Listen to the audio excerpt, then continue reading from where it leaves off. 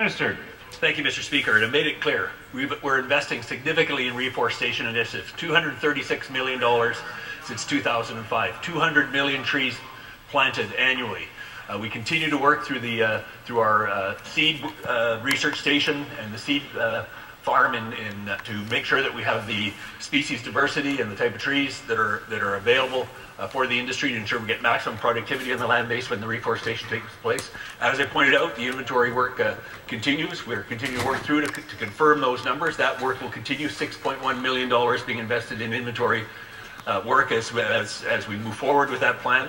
And we will continue to identify and confirm those numbers, and we will continue to put a reforestation plan in place that meets our objectives, meets the objectives of the legislation, ensuring a healthy land base and ensuring a competitive forest industry in British Columbia.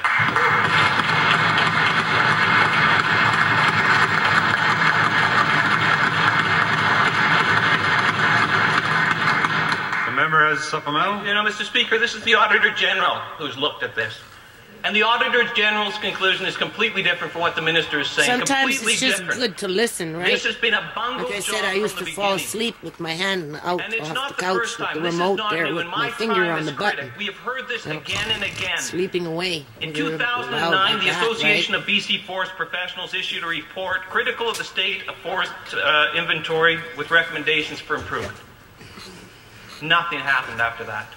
In 2010, the Forest Ministry, in its own self-assessment, this is your ministry, said the inventory for 3/4 of its land base is now 15 to 25 years out of date. And that's why the Auditor General says that you don't know what's happening on the land.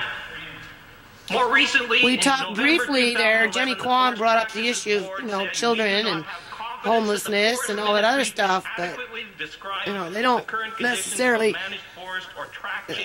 attract the attention of debate.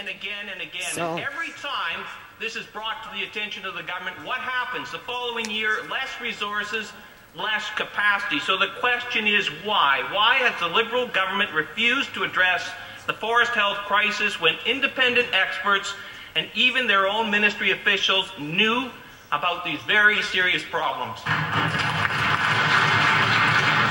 This is going to take up the whole 15-minute debate. Minister. Thank you, Mr. Speaker. The member opposite is wrong in terms of the fact that we're not working on the inventory, that we don't have a plan to work with it. The Forest Practices Board work that's underway will be important, will be very informative to help us work through those plans. As I said, $6.1 million being invested in inventory work currently. We're currently working to assess that number. $236 million in 2005 since the Forest for Tomorrow program. Really? $160 million is just a drop in the bucket for a provincial or state government. They deal with billions of dollars. $160 million is like, it's just like really a couple drops from a tap, fill up the bottom of the bucket. It wouldn't even fill up the bottom of the bucket, Wouldn't even get it wet. For the Cowichan Valley. They act like $160 million is a lot of money. But when you listen to them time after time, year after year, and you do the math and you get used to the numbers, you kind of get desensitized and you realize that $160 million is nothing. The forest industry of the future. I want to talk today about the downfall of the forest industry today. Under this government's watch, BC has lost 35,000 good-paying, family-supporting forest industry jobs. This government has overlooked and overseen skyrocketing levels of raw log exports. I don't even watch the House and I knew that. Less than 1 million cubic meters of raw logs were exported from BC. Members. Last Friday, BC Stats released BC log export numbers. In 2011, 5.5 million cubic meters of raw logs were shipped offshore to be processed. Mr. Speaker, this government is shipping raw resources to China. They're creating jobs with our logs. How does creating jobs in China fit with the Premier's so-called jobs plan? Exactly. And I haven't watched these guys for a while, so it's obvious it's, business as usual, because I already knew that information. It came in with that, gateway to Asia, or gateway to China that Gordon Campbell brought in. The recession that this industry has come through, the downturn in the U.S. No, that's not true. That's not true, because they started this stuff long before the recession. As soon as they got into Parliament, they sold off BC Rail and, and shut down all the mills and cut out all the unions and cut off all the people off of welfare. I was cut off of welfare. 5 kids going to school at one time.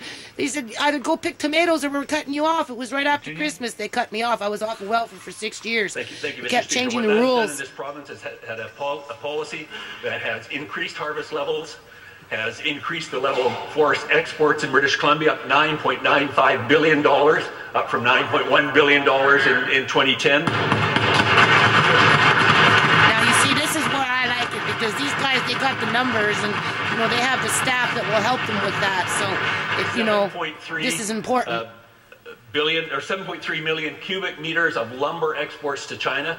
That's a huge increase. That's created the diversity in this province. That's keeping people employed, keeping mills open. That's the equivalent of production from 18 mills in British Columbia.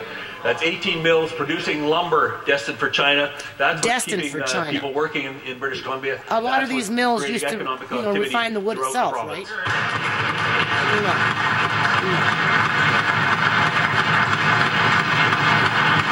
People that were born in Canada can't even afford to buy a condominium, but yet the Asians from China are flooding the market at 60%. Logging trucks, nose to tail, from here in Victoria. They get all the wood, and then they come over here and buy up all the property. So, Canadians that are born here and maybe don't have the financing that some of these other people have from, other countries, we get pushed out into the streets. Logging truck after logging truck loaded. I like this lady. That's the true She's been around for a while too. Of an export of 5.5 million cubic meters. It is a resource that has been squandered, Mr. Speaker. It should take 100 years to grow a tree. And what do? We harvest them and we ship them out of our province. We've lost 33 mills on the island and the coast. China has seen 82 new mills. I have to ask the Minister, Mr. Speaker, what job strategy he really is promoting. Is this government so incapable of seeing the true picture of what exporting logs does? So to the Minister, through you, Mr. Speaker, when are we going to see action so those jobs stay in BC for jobs in BC?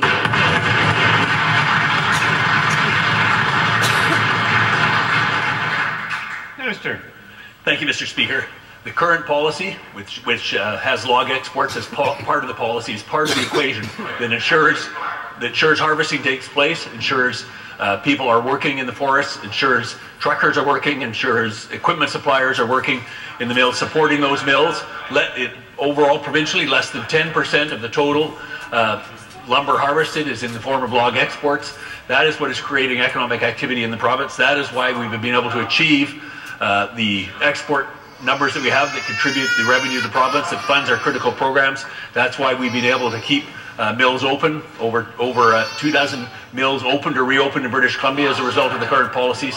We will continue to work with the industry to diversify the markets, continue to build those markets, continue to be one of the leading softwood lumber exporters in the world.